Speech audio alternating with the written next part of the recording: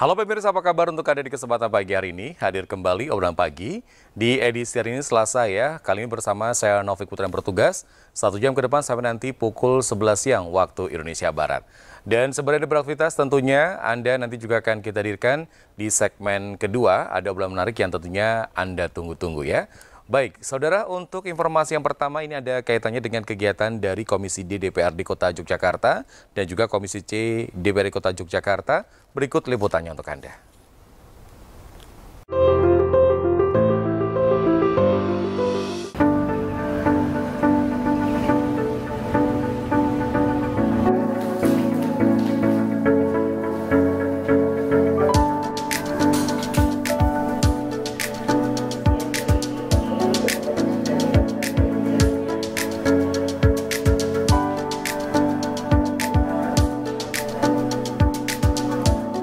Rapat kerja hari ini dengan Komisi D DPRD Kota Yogyakarta dengan tema KUA PPAS 2023. Dalam diskusi tersebut menarik ya, bagaimana tema-tema yang menarik itu muaranya adalah bagaimana untuk kemaslahatan, untuk kemanfaatan bagi masyarakat Kota Yogyakarta. Saya kira kuncinya di situ. Tapi bagaimana kemasan, bagaimana packing terhadap tema-tema yang menarik itu dengan kemasan-kemasan yang bingkainya adalah regulasi itu menjadi kata. Saya kira semangat itu yang perlu kita kedepankan.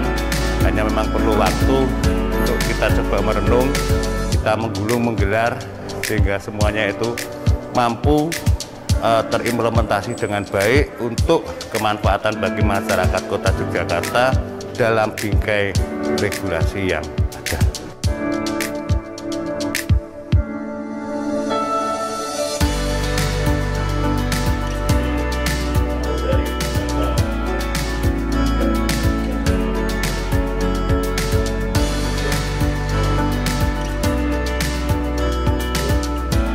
Di mana dengan dinas sosial ini kita banyak melakukan diskusi yang berkaitan dengan BPJS Ketenagakerjaan yang sampai hari ini tuh masih belum ada titik temu ya, berkaitan dengan siapa yang mengampu BPJS Ketenagakerjaan bagi pekerjaan non formal. Kalau untuk yang pekerjaan non formal memang di bawah Dinsos. Selain itu juga kita menganggarkan untuk naskah akademik berkaitan dengan kajian mengenai BPJS Ketenagakerjaan supaya nanti hasilnya itu bisa kita lakukan. Kalau ada hasilnya dari kajian itu maka seperti apa besok BPJS Ketenagakerjaan itu akan diampu di mana? Karena harapan besar kita ada di situ. Selain itu besok juga masih ada pertemuan dengan Dinas Sosial Tenaga Kerja dan Transmigrasi yang melanjutkan lagi kaitannya dengan BPJS Ketenagakerjaan. Itu saja.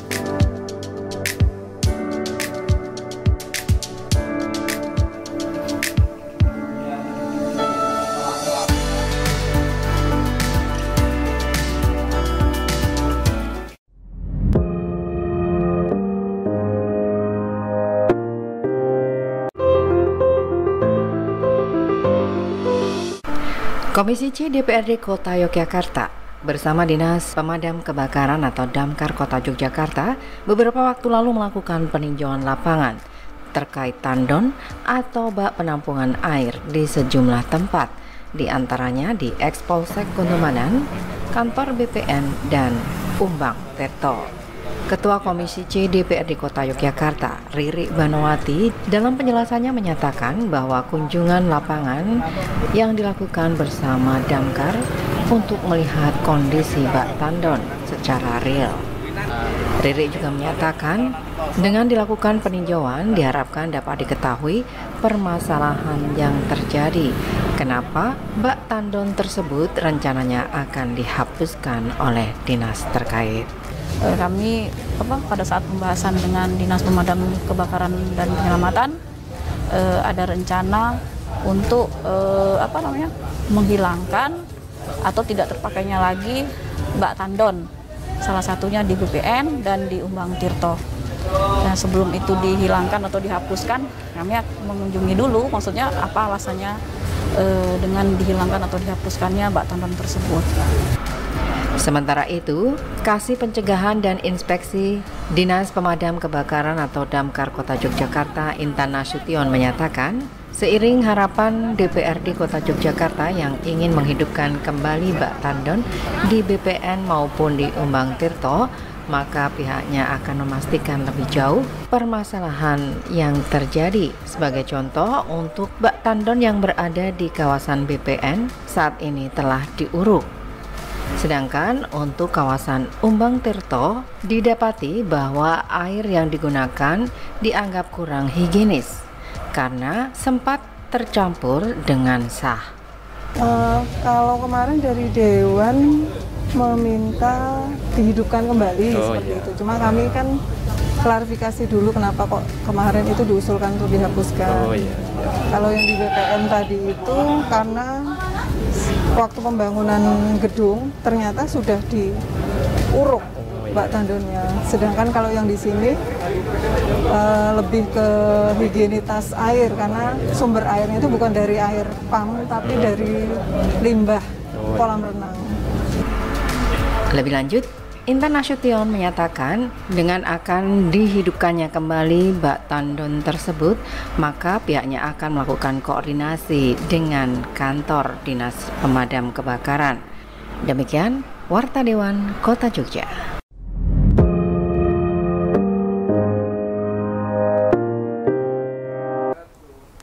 Baik, saudara, itu tadi untuk dua informasi yang kaitannya dengan Warta Dewan atau informasi dari rapat koordinasi pembahasan KUA dan BPAS untuk Komisi D DPRD Kota Yogyakarta. Dan yang kedua tadi dari Komisi C tentang melakukan kunjungan lapangan untuk bak penampungan air ya.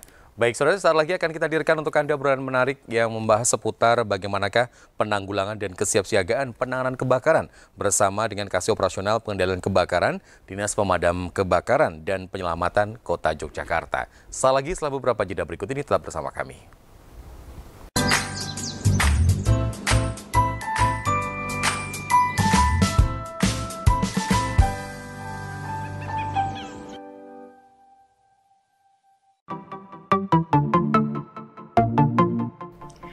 Selain dapat disaksikan di televisi, tayangan kami dapat disaksikan dimanapun.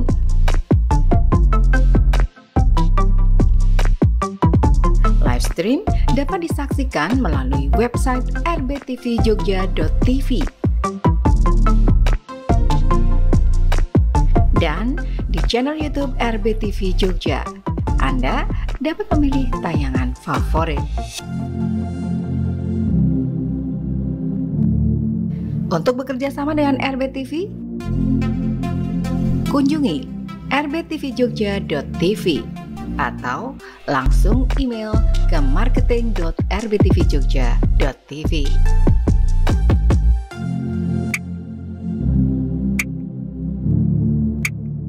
Punya pertanyaan? Hubungi Instagram atau nomor telepon kami.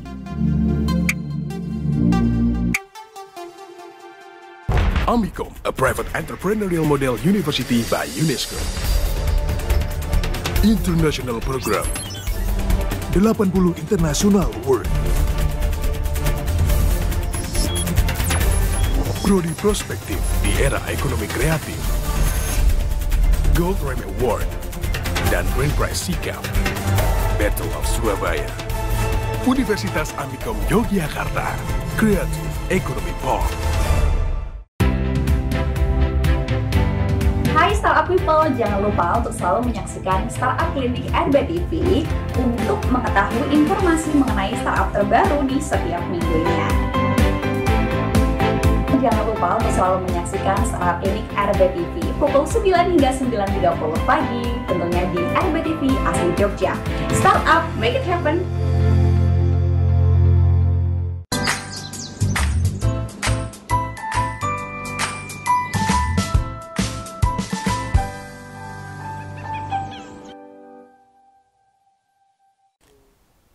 Ya, terima kasih Anda masih bersama kami saudara di Obrolan Pagi. Kita masuk di segmen kedua dan kali ini kita akan tergabung bersama dengan Bapak Maharjo SSTP MM.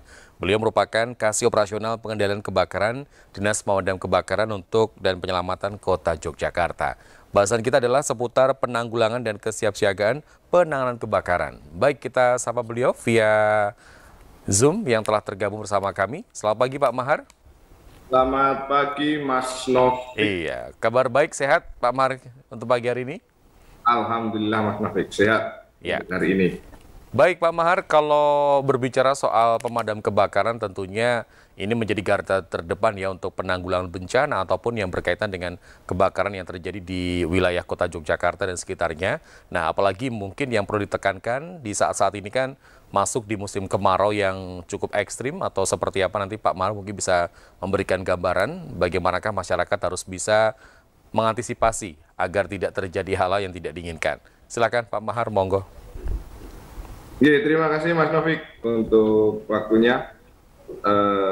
Sebenarnya tidak hanya di musim kemarau ya, di musim hujan juga tetap bahaya kebakaran. Setiap saat itu, ya Pak ya? Ya, halo? Baik, silakan Pak Mahar.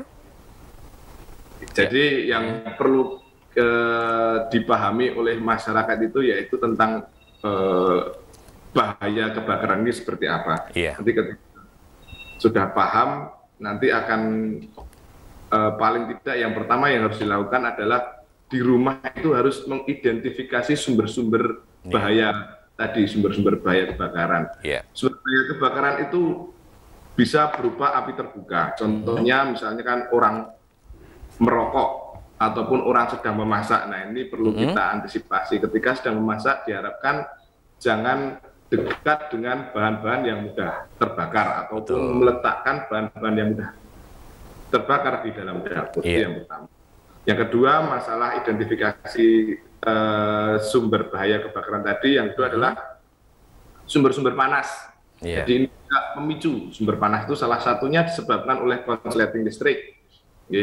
Jadi konsleting listrik ini adalah penyebab terbanyak dari kasus-kasus kebakaran di Kota Yogyakarta. Tidak hanya di Kota Yogyakarta, sebenarnya di seluruh kota di Indonesia ini penyebab terbanyak dari kebakaran itu adalah konsleting listrik.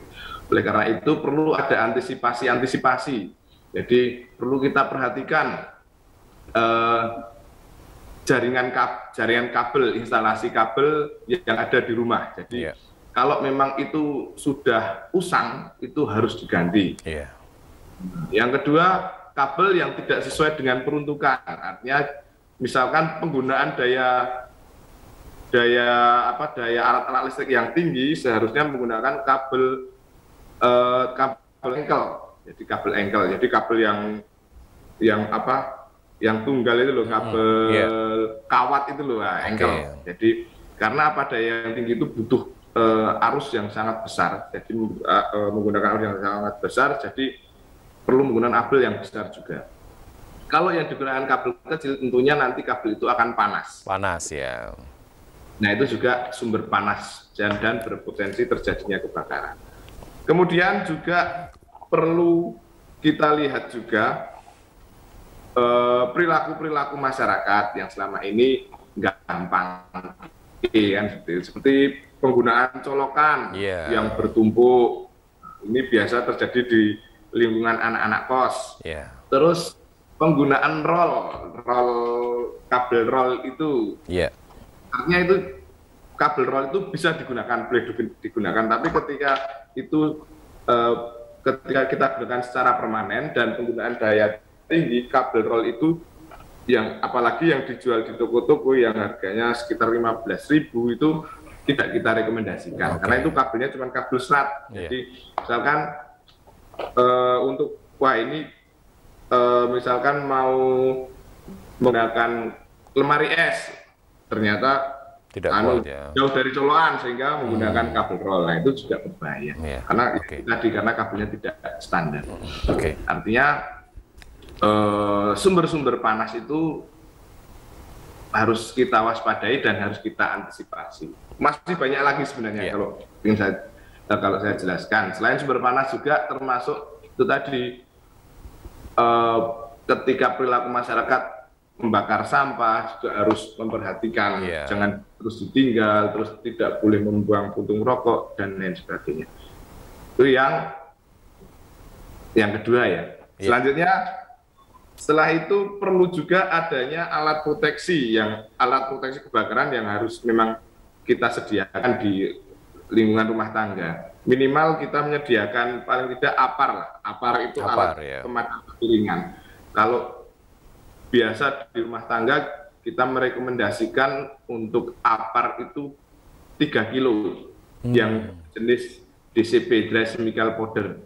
Jadi pertimbangannya apa? DCP itu selain harganya lebih murah, paling murah, kemudian 3 kilo itu ini bisa digunakan oleh ibu-ibu, bahkan oleh anak-anak. Artinya anak-anak pun tidak terlalu kesulitan, tidak keberatan gitu ketika. Baik Pak Mahar, tetap bersama kami dan juga pemirsa tetap bersama kami di Obrolan Pagi.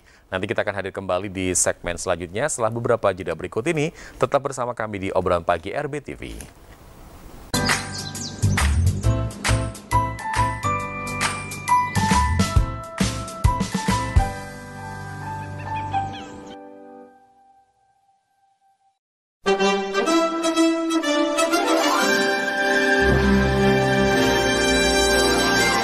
Assalamualaikum warahmatullahi wabarakatuh. Saya Juliat Mono, Bupati Kabupaten Karanganyar, menyampaikan Dirgahayu hari ulang tahun ke-77 kemerdekaan Republik Indonesia tahun 2022. Pulih lebih cepat, bangkit lebih kuat. Marilah bersama-sama kita tingkatkan gotong royong dalam rangka meningkatkan kemajuan di segala bidang di Kabupaten Karanganyar dalam rangka memperkokoh negara kesatuan Republik Indonesia. Merdeka! Assalamualaikum warahmatullahi wabarakatuh. Tanpa kita sadari, banyak kuman yang menempel pada tubuh kita.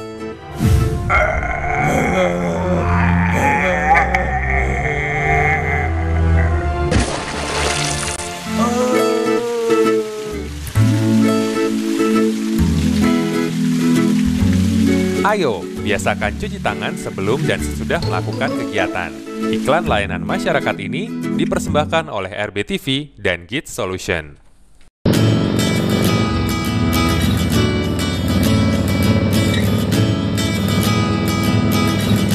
Tweet, tweet, tweet, tweet, SMS.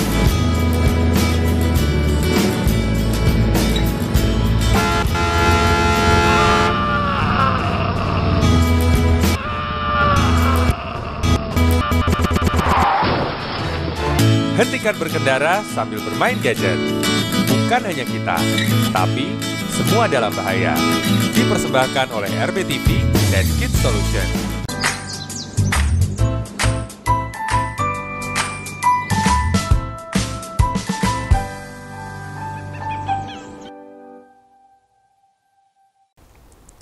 Anda masih bersama kami, saudara, di Obrolan Pagi. Kita masih bersama dengan Bapak Maharjo SST PMM, selaku Kasih Operasional Pengendalian Kebakaran Dinas Pemadam Kebakaran dan Penyelamatan Kota Yogyakarta. Ya, bahasan yang menarik masih kita bahas seputar penanggulangan dan kesiapsiagaan untuk penanganan kebakaran. Baik, Pak Mahar masih bersama kami tentunya di segmen selanjutnya ini. Kalau kita berbicara soal data nih, Pak Mahar, ya, di Kota Yogyakarta sendiri untuk prosentase kasus-kasus sudah ditangani sejauh ini seperti apa, Pak? Apakah banyak kasus-kasus yang terjadi itu dikarenakan memang karena human error, kalau kaitannya dengan masyarakat umum? Tapi kalau yang di masa kemarau seperti saat ini, nanti mungkin Pak Mahar juga bisa memberikan informasi update baru. Ini seperti apa? Silakan Pak Mahar. Ya, terima kasih. Jadi selama tahun 2021 kebakaran itu paling banyak disebabkan oleh konsleting listrik. Oke. Itu dari 50 kejadian itu ada 34%.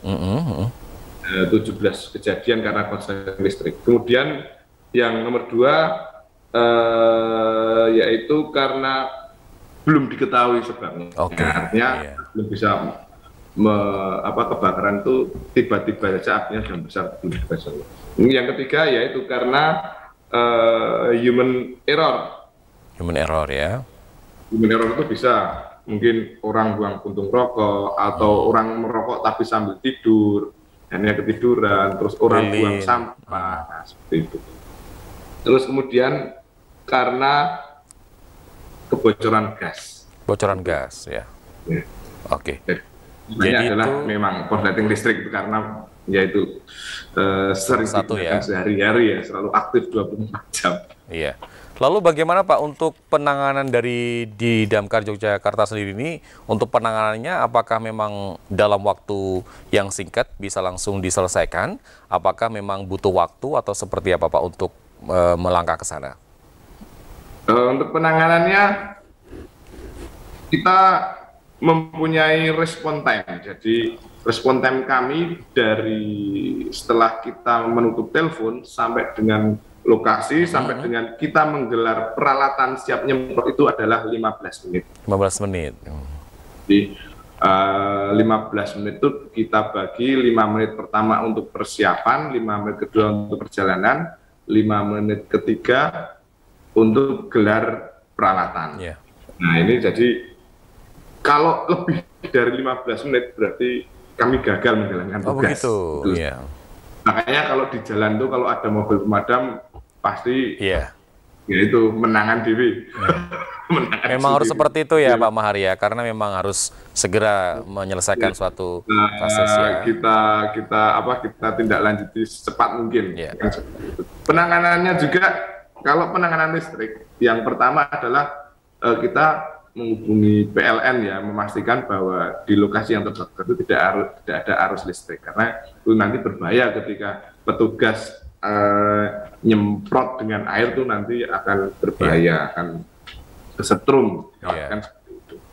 Berarti dalam hal ini Damkar juga selalu berkoordinasi dengan dinas terkait seperti halnya dengan PLN ya Pak, untuk mengkondisikan seperti tadi, untuk listrik bisa di stop terlebih dahulu, dan juga mungkin masyarakat juga sudah. Nah, sebenarnya kalau dalam suatu kasus tersebut itu memang masyarakat diperbolehkan membantu atau memang diserahkan sebenarnya kepada petugas damkar untuk dalam hal ini? Jadi kebakaran itu sebenarnya ada siklus api awal. Jadi siklus api awal itu dapat terjadi antara 0 sampai dengan 10 menit. Api awal. Jadi di ruangan kecil itu api awal terjadi 0 sampai dengan 4 menit. Jadi setelah itu akan terjadi flashover. Jadi flashover itu kebakaran yang di dalam ruangan tersebut itu akan terbakar secara serempak barang-barang di dalam ruangan tersebut. Kebakaran hebat lah seperti itu. Karena tadi 3 unsur tadi, panasnya sudah ada, maka karena ketika ruangan terbakar itu kan ruangan menjadi panas. Panas ya. Kemudian barang-barang di dalam ruangan ini mencapai titik bakar tadi. Langsung mudah terbakar tadi ya. Jadi 3 unsur ketemu. Artinya barang-barang di ruangan itu akan terbakar dengan serempak, tanpa harus terkena api secara langsung. Jadi bisa karena 3 unsur ini ketemu. Nah itu yang dikatakan. Nah yang dilakukan masyarakat itu adalah pada saat penanganan api awal. Jadi 10 menit pertama tadi. Di ruangan kecil itu 4 menit pertama. Makanya kebakaran yang sudah terlanjur besar itu pasti terjadi pada malam hari. Karena tadi api awal tidak diketahui. Nah, rumah dalam keadaan kosong. Baik. Pak Mahar masih bersama kami ya tentunya. Pasti besar. Itu tadi sudah terlanjur terjadi flashover. Jadi masyarakat hanya boleh menangani pada saat api awal. Jadi ketika petugas sudah datang, masyarakat serahkan sepenuhnya ya. Harus mungkin membantu dalam mempersiapkan peralatan dan lain sebagainya. Tapi tidak boleh ikut membantu memadamkan karena tidak dilengkapi dengan APD, Pak. Jadi yang dilengkapi APD itu hanya petugas. Dikhawatirkan nanti malah terjadi korban, malah akan berbahaya sendiri bagi masyarakat sekitar. Begitu, Pak.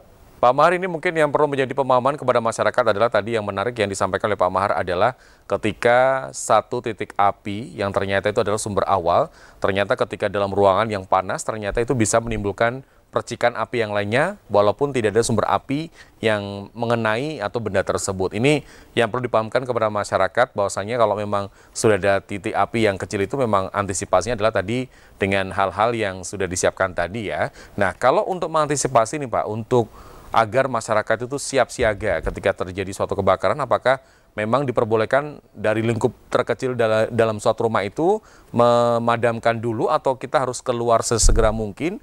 Karena masih banyak kasus-kasus yang terjadi dalam suatu kebakaran itu menimbulkan korban jiwa Pak di sana. Ini sebenarnya seperti apa Pak untuk tipsnya dari Damkar sendiri?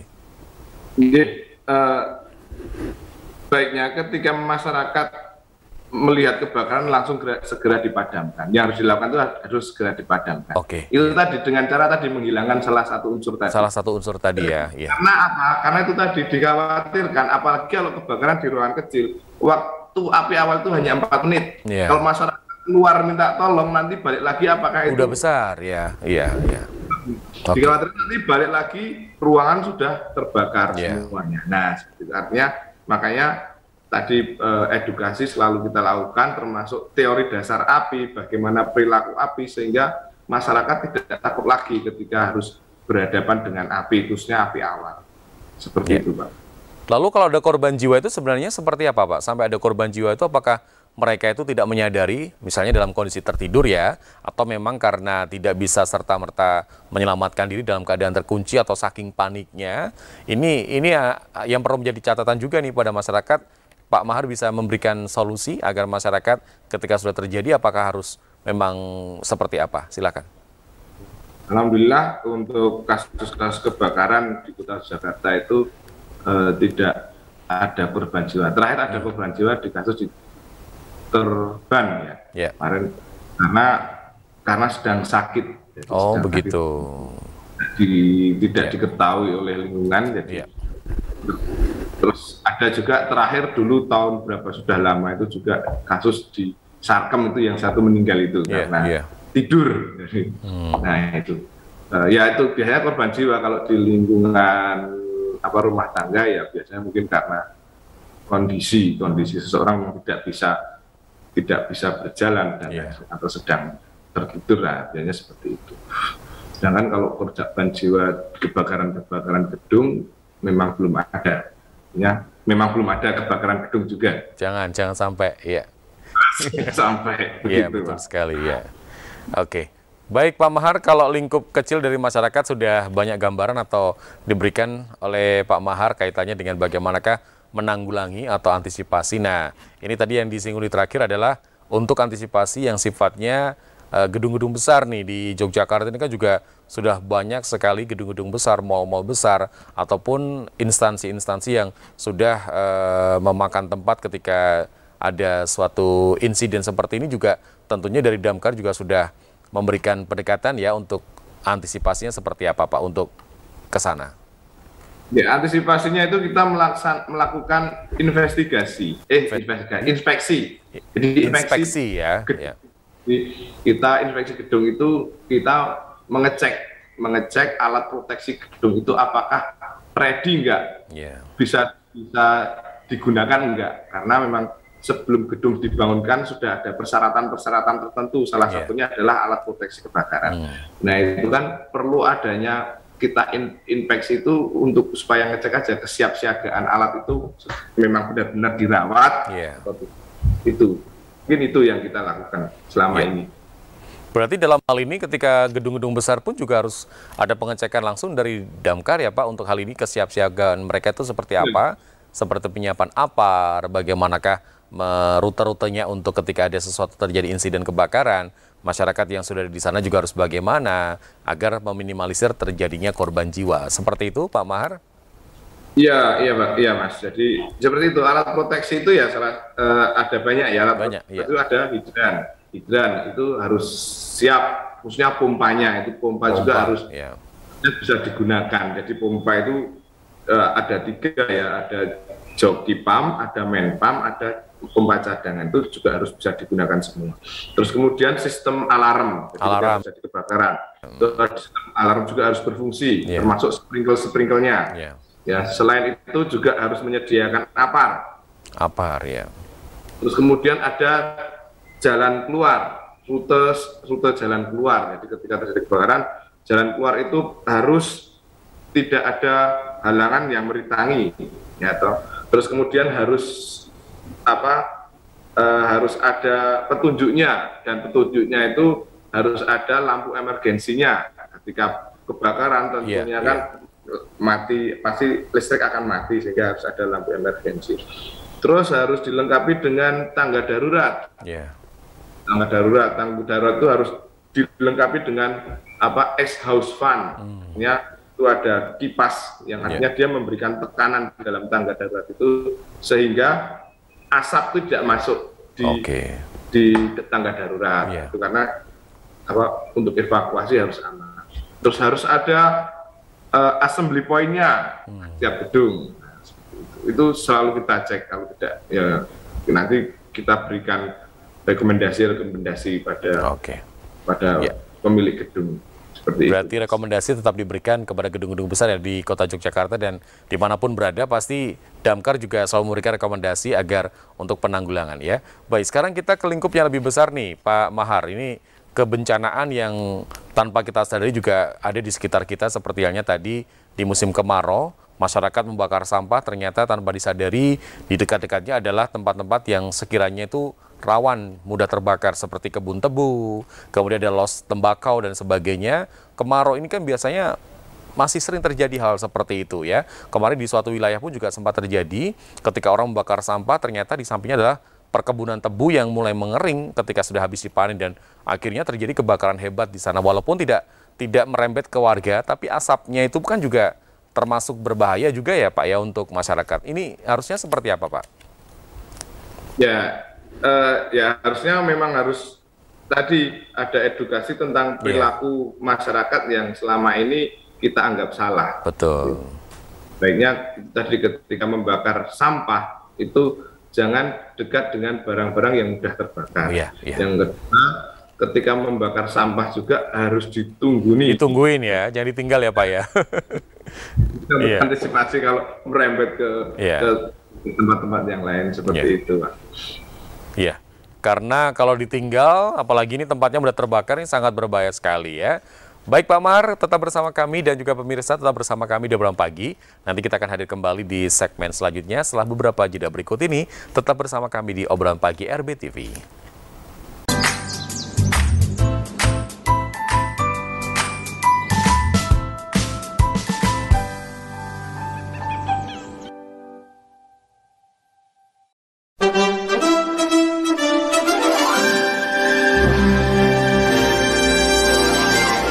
Assalamualaikum warahmatullahi wabarakatuh. Saya Juliat Mono, Bupati Kabupaten Karanganyar, menyampaikan Dirgahayu hari ulang tahun ke-77 kemerdekaan Republik Indonesia tahun 2022. Pulih lebih cepat, bangkit lebih kuat. Marilah bersama-sama kita tingkatkan gotong royong dalam rangka meningkatkan kemajuan di segala bidang di Kabupaten Karanganyar dalam rangka memperkokoh negara kesatuan Republik Indonesia. Merdeka! Assalamualaikum warahmatullahi wabarakatuh.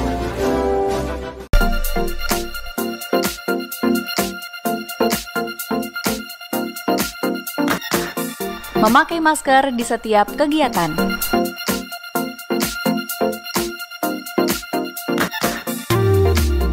Cuci tangan sebelum dan setelah beraktivitas.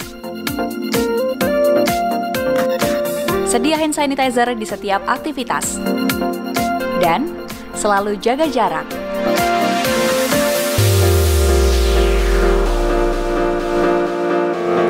Lindungi diri dan tetap patuhi protokol kesehatan.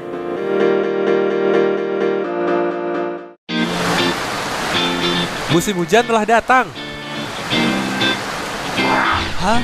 Awas, bahaya nyamuk Aedes aegypti, nyamuk penular penyakit demam berdarah. Aha! Ayo lakukan 3M untuk mengatasinya. Mengubur, menguras, dan menutup. Dipersembahkan oleh RBTV dan Kids Solution.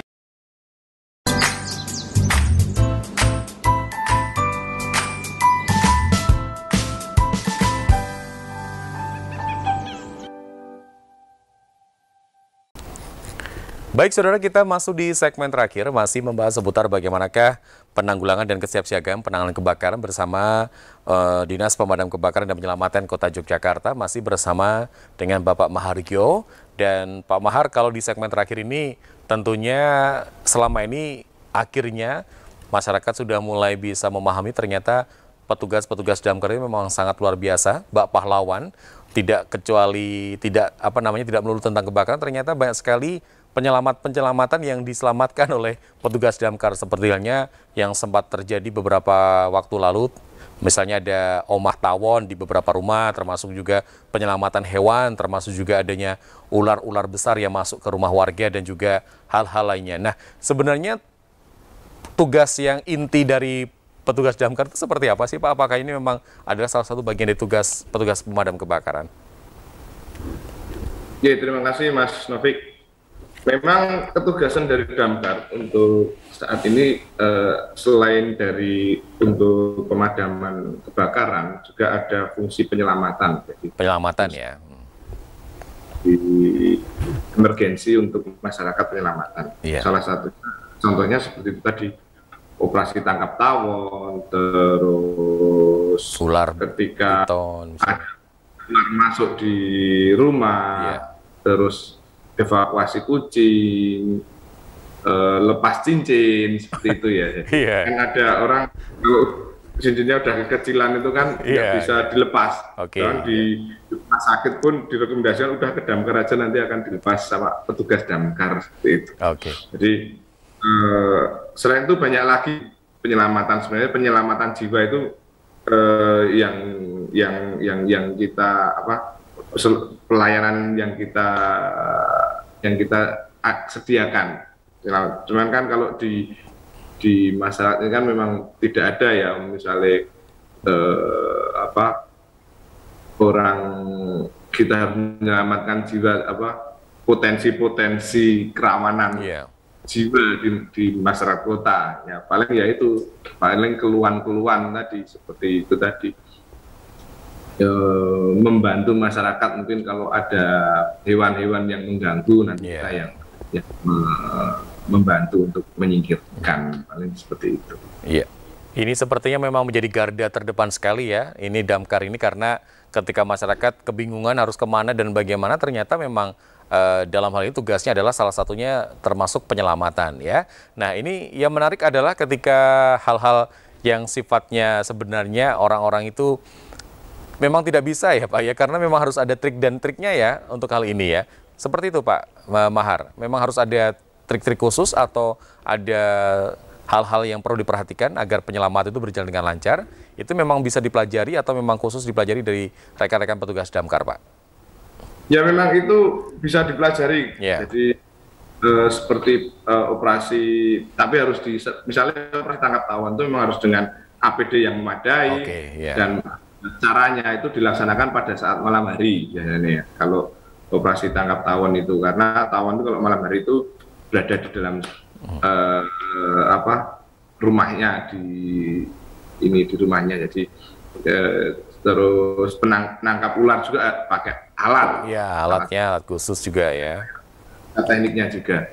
Selain itu juga mungkin kesulitan-kesulitan misalkan pernah terjadi di masyarakat itu ada mahasiswa yang tangannya masuk di kursi itu, main kursi itu tangannya masuk, itu nggak bisa itu juga bisa keluar kami seperti itu. Dan juga sebenarnya banyak sekali seperti mungkin ketika kemarin juga pernah ada salah satu warga yang mungkin kesulitan membuka toko karena engselnya itu lepas, jadi susah. Nah, itu juga ngundang kami.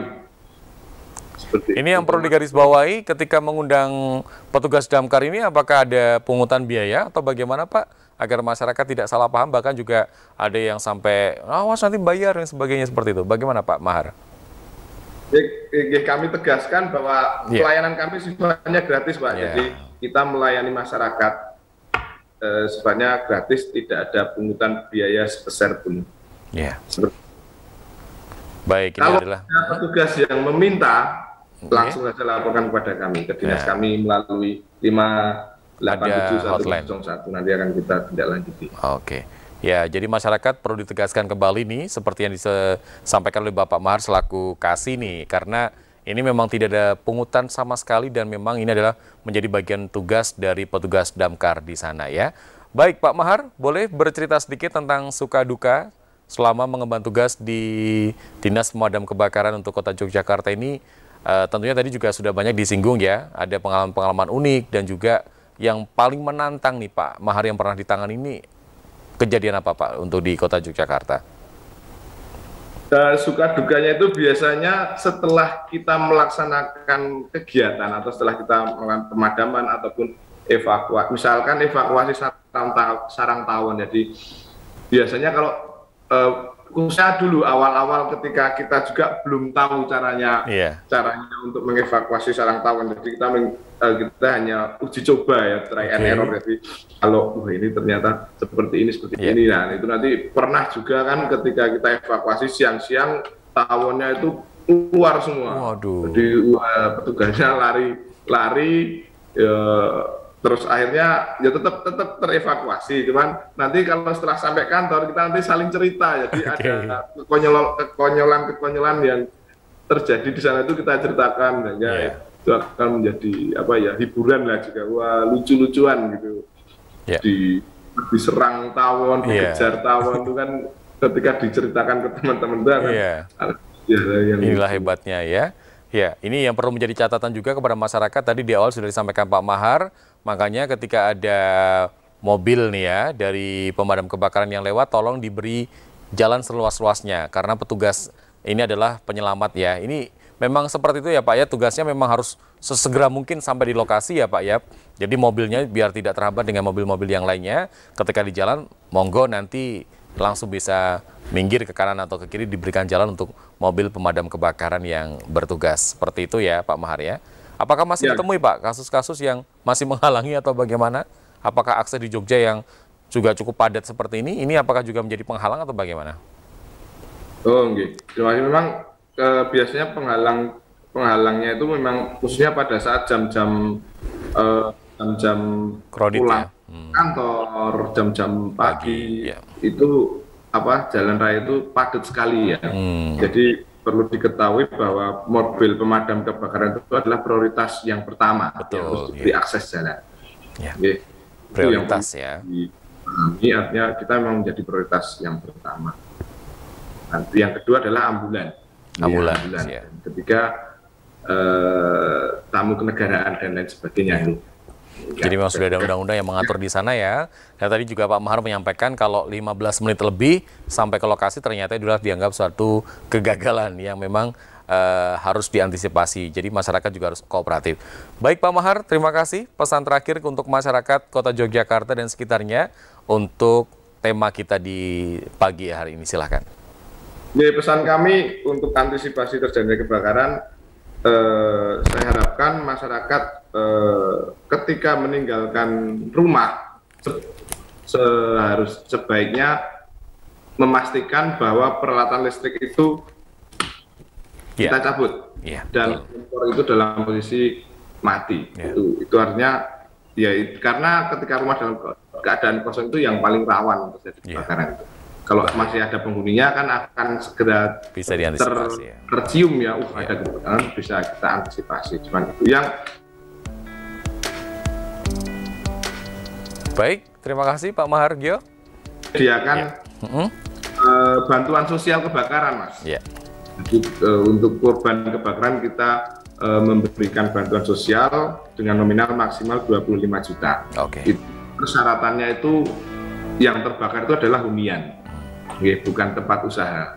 Yang kedua harus memberikan surat pernyataan bahwa hunian tersebut tidak diasuransikan untuk penduduk Yogyakarta. Itu nanti secara umum juga bisa diketahui juga oleh masyarakat umum. Artinya ketika terjadi kebakaran segera melaporkan kepada kami, nanti akan segera kita tindak lanjuti bantuan sosial.